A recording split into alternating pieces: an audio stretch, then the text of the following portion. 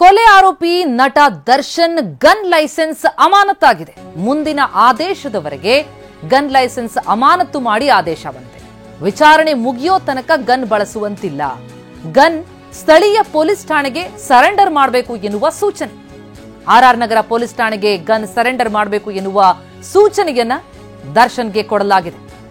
ಪೊಲೀಸರು ಕೇಳಿದ್ರು, ನಿಮ್ಮ ಗನ್ ಲೈಸೆನ್ಸ್ ಅನ್ನ ಅಮಾನತು ಮಾಡಬಾರ್ದು ಯಾಕೆ ಅಂತ. ಅದಕ್ಕೆ ಉತ್ತರ ಕೂಡ ಕೊಟ್ಟಿದ್ರು ದರ್ಶನ್, ಇಲ್ಲ ನಾನು ಸೆಲೆಬ್ರಿಟಿ, ನನಗೆ ಹೊರಗಡೆ ಹೋದಾಗೆಲ್ಲ ಗನ್ ಬೇಕಾಗತ್ತೆ, ನನ್ನ ಗನ್ ಲೈಸೆನ್ಸ್ ಅಮಾನತು ಮಾಡಬೇಡಿ ಅಂತ. ಆದ್ರೆ ದರ್ಶನ್ ಗನ್ ಲೈಸೆನ್ಸ್ ಅಮಾನತಾಗಿದೆ. ಮುಂದಿನ ಆದೇಶದವರೆಗೆ ಅಮಾನತು ಮಾಡಿ ಆದೇಶವನ್ನು ಕೊಡಲಾಗಿದೆ. ಅಂದ್ರೆ ವಿಚಾರಣೆ ಮುಗಿಯೋ ತನಕ ಗನ್ ಅನ್ನ ಬಳಸುವಂತಿಲ್ಲ. ಗನ್ ಸ್ಥಳೀಯ ಪೊಲೀಸ್ ಠಾಣೆಗೆ ಸರೆಂಡರ್ ಮಾಡಬೇಕು ಎನ್ನುವ ಸೂಚನೆಯನ್ನ ಕೊಡಲಾಗಿದೆ. ಮುಂದಿನ ಆದೇಶದವರೆಗೆ ಈ ಲೈಸೆನ್ಸ್ ಅಮಾನತು. ಈ ಬಗ್ಗೆ ಏನಷ್ಟು ಡೀಟೇಲ್ಸ್ ಕೊಡ್ತಾರೆ ನಮ್ಮ ಪ್ರತಿನಿಧಿ ಪ್ರಜ್ವಲ್ ಸಂಪರ್ಕದಲ್ಲಿದ್ದಾರೆ. ಪ್ರಜ್ವಲ್, ಗನ್ ಲೈಸೆನ್ಸ್ ಅಮಾನತು ಮಾಡಲಾಗಿದೆ ದರ್ಶನ್ದು, ಏನ್ ಹೇಳಿದ್ದಾರೆ, ಏನ್ ಸೂಚನೆ ಕೊಟ್ಟಿದ್ದಾರೆ, ಯಾವ ಕಾರಣಗಳನ್ನ ಕೊಡಲಾಗಿದೆ?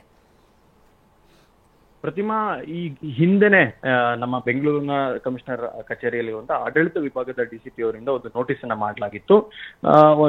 ಕಾಮಾಕ್ಷಿಪಳ್ಳಿ ಪೊಲೀಸ್ ಠಾಣೆಯಲ್ಲಿ ದಾಖಲಾಗಿರುವಂತಹ ಕ್ರೈಮ್ ನಂಬರ್ 250/2024 ಒಂದು ಕೇಸ್ ನಲ್ಲಿ ನೀವು ಆರೋಪಿ ಆಗಿದ್ದೀರಾ. ನಿಮ್ಮ ಬಳಿ ಗನ್ ಲೈಸೆನ್ಸ್ ಇದೆ ಮತ್ತೆ ಲೈಸೆನ್ಸ್ಗೆ ಸಂಬಂಧಪಟ್ಟಂತೆ 2 ವೆಪನ್ಗಳಿದೆ.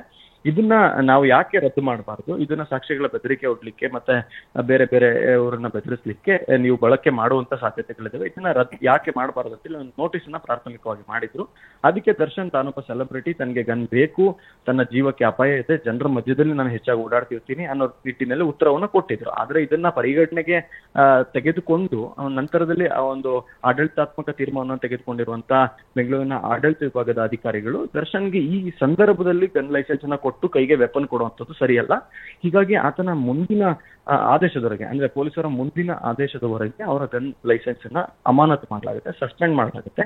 ಸಸ್ಪೆಂಡ್ ಮಾಡಿದ ನಂತರದಲ್ಲಿ ಈಗಾಗಲೇ ಆರ್ಆರ್ ನಗರ ಪೊಲೀಸರು ಒಂದು ನೋಟಿಸ್ ಅನ್ನ ಸರ್ವ್ ಮಾಡ್ತಾರೆ. ಸರ್ವ್ ಮಾಡಿದ ನಂತರ 2 ವೆಪನ್ಗಳನ್ನ ಆರ್ಆರ್ ನಗರ ಪೊಲೀಸ್ ಠಾಣೆಗೆ, ಅಂದ್ರೆ ಸ್ಥಳೀಯ ಪೊಲೀಸ್ ಠಾಣೆಗೆ ದರ್ಶನ್ ಅವರು ತಂದು ಸರೆಂಡರ್ ಮಾಡಬೇಕಾಗುತ್ತೆ.